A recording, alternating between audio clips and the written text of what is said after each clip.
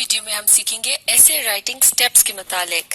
यानी एक अच्छा ऐसे लिखने के लिए हमें एक खास तरतीब के साथ क्या कुछ करना होता है। इससे पिछले वीडियो में हमने तफसील से डिस्कस किया था कि ऐसे क्या होता है। ऐसे कहते हैं मजमून को, और ऐसे राइटिंग से मुराद है मजमून निगारी, यानी जब आप किसी भी सब्जेक्ट पर उस सब्जेक्ट से मुतालिक अपनी तमाम मालूमात को तफसील के साथ बयान करते हैं ताकि पढ़ने वाला आसानी के साथ उस मजमून को समझ सके और वो मजमून जिस सब्जेक्ट या टॉपिक पर लिखा गया है वो टॉपिक उसके जहन में क्लियर हो जाए। तो इसका मतलब ये हुआ कि लिखने वाला जितनी अच्छी तरह से और तफसील के साथ अपनी बात को या फिर वजाहत के साथ यानी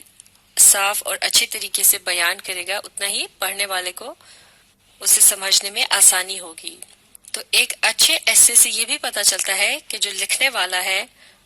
वो कितनी अच्छी तरह से उस सब्जेक्ट को समझता है। इसके अलावा पिछली वीडियो में हमने ये भी डिस्कस किया था कि जब हम ऐसे लिखने लगते हैं तो सबसे पहली और अहम चीज जो होती है वो होती है उसका सब्जेक्ट या उसका टॉपिक। तो ऐसे लिखने से पहले सब्जेक्ट या टॉपिक को बहुत अच्छी तरह से समझना बहुत ही जरूरी होता है, क्योंकि टॉपिक के लिहाज से ये तय किया जाता है कि ऐसे की क्या किस्म है। और इस बात को भी हम तफसील के साथ पिछली वीडियो में डिस्कस कर चुके हैं। मुख्तलिफ किस्म के जो टॉपिक्स होते हैं उनमें उनके ऊपर मुख्तलिफ तर्ज के ऐसे लिखे जा सकते हैं। जैसे कि हमने इन तमाम ही तर्ज के एसेज की जो टॉपिक्स हैं उन्हें डिस्कस किया था, जैसे कि narrative, descriptive, argumentative, persuasive, cause and effect और कंपैरिजन एंड कंट्रास्ट। तो लिहाजा जब आपके सामने कोई टॉपिक आता है और आप उस पर गौर करते हैं और फिर ये तय करते हैं कि इनमें से किस किस्म का ऐसे इस पर लिखा जाता है, तो इस तरह से ये बन जाएगा पहला स्टेप, यानी डिसाइड टाइप ऑफ ऐसे, यानी ये फैसला करें कि वो ऐसे किस किस्म का है, यानी आपने उस पर किस तर्ज का ऐसे लिखना है। आया आपने उसे एक कहानी के अंदाज में लिखना है जैसे कि नैरेटिव ऐसे होता है, या आपने सिर्फ तफसील बयान करनी है जैसे कि डिस्क्रिप्टिव ऐसे होता है, या क्या वो कोई बहस मुबाहिसा है जैसे आर्ग्यूमेंटेटिव ऐसे होता है, या आपने अपने दलाइल की मदद से टॉपिक के मुतालिक कायल करना है तो वो परसुएसिव ऐसे है। इसी तरह से अगर मुआशरे के किसी मसले के ऊपर लिखना है तो फिर आप कॉज एंड इफेक्ट तर्ज का ऐसे लिखेंगे, जैसे कि उसके अंदर आप उसके वजूहात और उसके असरात के मुतालिक लिखेंगे। इसी तरह से अगर आपको दो चीजों के या उससे ज्यादा चीजों के मुआवजे के मुतालिक लिखना हो, यानी उनके मुतालिक बताना हो कि वो किस तरह से एक दूसरे से बेहतर या कमतर है, तो फिर इस पर कंपैरिजन एंड कंट्रास्ट तर्ज का ऐसे लिखा जाएगा। लिहाजा सबसे पहले टॉपिक को समझना बहुत ही जरूरी है। अब टॉपिक को समझ लेने के बाद अगला स्टेप जो है वो है कलेक्ट आइडियाज, यानी अब आप अपने ख्यालात को जमा करना शुरू करेंगे। और ऐसा करने के लिए आप माइंड मैप की मदद ले सकते हैं या फिर आप बना सकते हैं एक आउटलाइन। तो अब हम देखते हैं कि माइंड मैप क्या होता है। माइंड मैप कुछ इस तरह से होता है जैसे कि आप स्क्रीन पर देख सकते हैं। दरमियान में लिखा है टॉपिक जो है समर सीजन। इसके गिर्द मुख्तलिफ दायरों के अंदर जो कि इस टॉपिक के साथ एरोज की मदद से कनेक्ट किए गए हैं, इनके अंदर क्या लिखे हैं, सब टॉपिक्स। जैसे कि यहाँ समर सीजन यानी गर्मी के मौसम से मुतालिक लिखा है फूड वी ईट, यानी इस किस्म के मौसम में हम किस किस्म का खाना खाते हैं। इसी तरह से यहाँ दूसरी तरफ अगर आप देखें तो लिखा है क्लोथ्स वी वेयर, यानी गर्मी के मौसम में किस किस्म के कपड़े पहने जाते हैं। तो इसका मतलब ये हुआ कि जब एक माइंड मैप डेवलप होता है तो आप उसको डेवलप करने के लिए सबसे पहले दरमियान में टॉपिक को लिख दीजिए। इसके बाद आप इसी तरह से दायरे बना लीजिए और उन दायरों के अंदर जो भी ख्यालात उस टॉपिक से मुतालिक आपके जहन में आते जा रहे हैं उन्हें आप लिखते चले जाइए। लेकिन ऐसा करते वक्त सिर्फ आप इस चीज का ख्याल रखिए कि जो अहम पॉइंट्स हैं या कोई अहम बात जो उस टॉपिक के मुतालिक है उसे आपने जब अलग से इस तरह से लिख दिया, जैसे कि यहाँ हमने लिखा है फूड वी ईट, तो फिर आप उस पॉइंट से मुतालिक जो मजीद बातें हैं यानी जो उस बात को सपोर्ट करेंगी या उस बात की वजाहत करेंगी, उस बात को तफसील से बयान करने के लिए, तो फिर आप उसी पॉइंट के साथ उसके इर्द गिर्द दायरों की सूरत में इसी तरह से उन बातों को भी माइंड मैप के अंदर शामिल कर सकते हैं। जैसे कि यहाँ लिखा है आइसक्रीम, यानी गर्मी के मौसम में खाना जो मुख्तलिफ किस्म के खाने पीने की चीजें इस्तेमाल की जाती हैं उनमें से आइसक्रीम भी एक है। तो यहाँ इशारतन माइंड मैप के अंदर इस लफ्ज को शामिल कर दिया गया है। इसका फायदा हमें बाद में जाकर होता है जब हम ऐसे लिखना शुरू करते हैं, तो फिर हम इन्हीं पॉइंट्स को जुमलों में तब्दील कर सकते हैं और इस तरह से मुख्तलिफ पैराग्राफ्स बनते जाते हैं और फिर एक ऐसे मुकम्मल हो जाता है। और यहाँ ये बात भी समझना अहम है कि जब एक अहम नुक्ते या पॉइंट के मुतालिक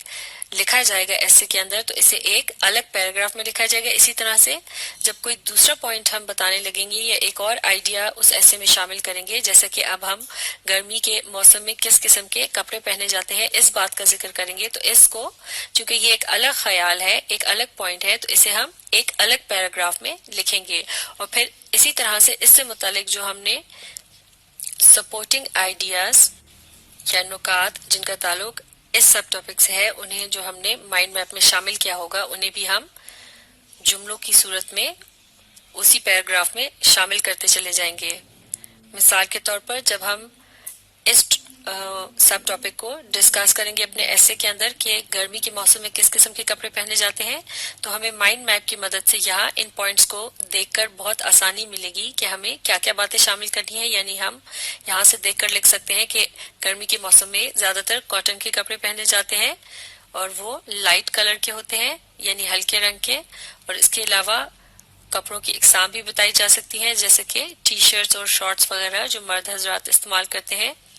या फिर बच्चों को इस किस्म के कपड़े गर्मी के मौसम में पहनाए जाते हैं। तो लिहाजा जब माइंड मैपिंग की जा रही होती है या एक माइंड मैप बनाया जा रहा होता है तो उस वक्त मुख्तलिफ ख्यालात को इस तरह से लिख लिया जाता है और जुमलों के बजाय सिर्फ चंद इशारों या अल्फाज को माइंड मैप में इस तरह से शामिल कर लिया जाता है।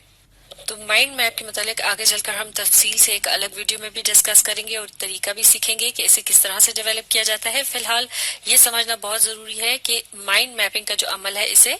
सेकंड स्टेप पर किया जाएगा, यानी सबसे पहले सब्जेक्ट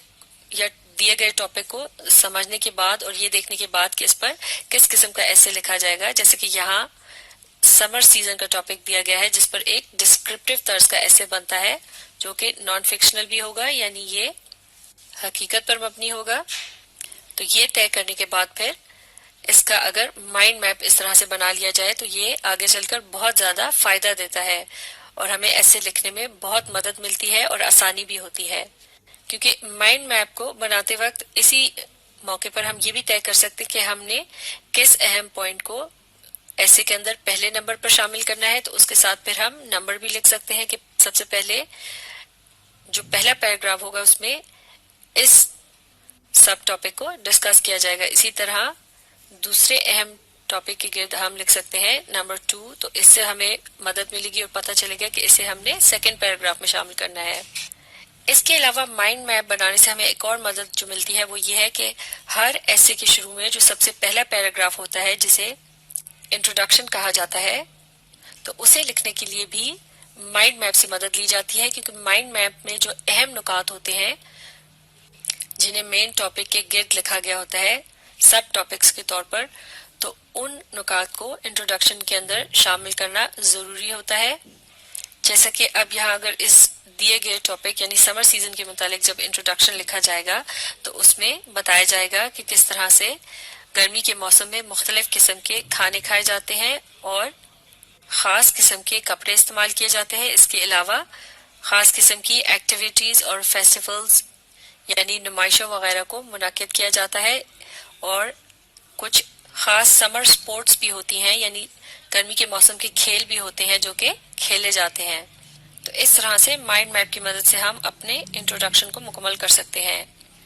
अब माइंड मैप की तरह से ही अगर आप चाहें तो अपने ख्यालात को जमा करने के लिए उसे आउटलाइन की सूरत में भी लिख सकते हैं, जैसे कि ये एक लिस्ट की तरह से होती है जिसमें आप सबसे पहले टॉपिक सेंटेंस के तौर पर दिए गए सब्जेक्ट से मुतालिक कोई भी सब टॉपिक यहाँ शामिल कर सकते हैं। जैसे कि समर सीजन वाले इस माइंड मैप में हमने देखा था एक सब टॉपिक था फूड वी ईट। तो अब यहाँ इस आउटलाइन के अंदर टॉपिक सेंटेंस के सामने हम लिख सकते हैं फूड वी ईट। तो इसका मतलब ये हुआ कि जब हम अपने ऐसे में इस बात को शामिल करेंगे तो ये एक अलग पैराग्राफ में लिखा जाएगा और उस पैराग्राफ का जो सबसे पहला सेंटेंस होगा जो कि टॉपिक सेंटेंस कहलाया जाएगा उसमें हम इस बात का जिक्र करेंगे कि समर सीजन में मुख्तलिफ किस्म के खाने खाए जाते हैं या समर गर्मी के मौसम में जो खाने खाए जाते हैं वो बाकी मौसमों के खानों से मुख्तलिफ होते हैं। اس کے بعد جیسے کہ آپ اس مائنڈ میپ میں دیکھ رہے ہیں فوڈ وی ایٹ کے ساتھ ہم نے اس سے متعلق جتنے بھی آئیڈیاز تھے انہیں الگ الگ لکھ دیا تھا، جیسے کہ آئس کریم، جوسز اور مینگو، یعنی یہ گرمی کے موسم کے مشہور کھانے اور مشروبات ہیں، تو لہٰذا انہیں بھی آؤٹ لائن میں شامل کیا جائے گا سپورٹنگ آئیڈیاز کے طور پر. جیسے کہ وہاں اس مائنڈ میپ میں پہلا سپورٹنگ آئیڈیا تھا آئس کریم. تو اب اگر آئس کریم کے متعلق ہم نے بات کرنی ہو تو ہم اس کے متعلق کیا کہہ سکتے ہیں؟ ہم یہ بتا سکتے ہیں کہ کس طرح سے یہ گرمی کے موسم میں بہت ریفریشنگ ہوتی ہے، یعنی اسے کھا کر آپ کو ٹھنڈک محسوس ہوتی ہے. پھر ہم اگر چاہیں تو ہم بات کر سکتے ہیں آئس کریم کے فلیورز کے متعلق، یعنی اس میں بہت سے مختلف ذائقے ہوتے ہیں، اور اگر ہم چاہیں تو یہ پوائنٹ بھی شامل کر سکتے ہیں کہ بچے جو ہیں انہیں آئس کریم بہت زیادہ پسند ہوتی ہے. اسی طرح سے یہاں جو باقی کے سپورٹنگ آئیڈیاز آپ دیکھ سکتے ہیں جو کہ اس پیراگراف میں شامل کیے جائیں گے وہ بھی اس آؤٹ لائن میں شامل کیے جا سکتے ہیں. جیسے کہ پھر اس کے بعد ہم جوسز کے متعلق لکھ سکتے ہیں، پھر اسی طرح سے گرمی کے موسم میں جو پھل کھائے جاتے ہیں ان کا بھی ذکر شامل کیا جا سکتا ہے، اور اس طرح سے آؤٹ لائن بنتی چلی جائے گی.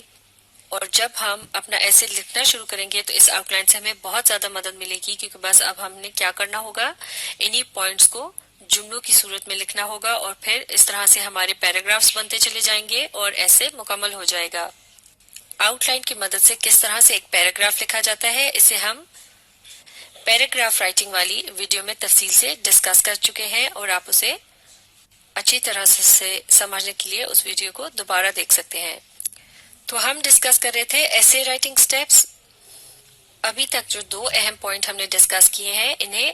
ایسے لکھنا شروع کرنے سے پہلے کیا جاتا ہے، لیکن یہ ایک اچھا ایسے لکھنے کے لیے بہت ہی زیادہ اہم ہے،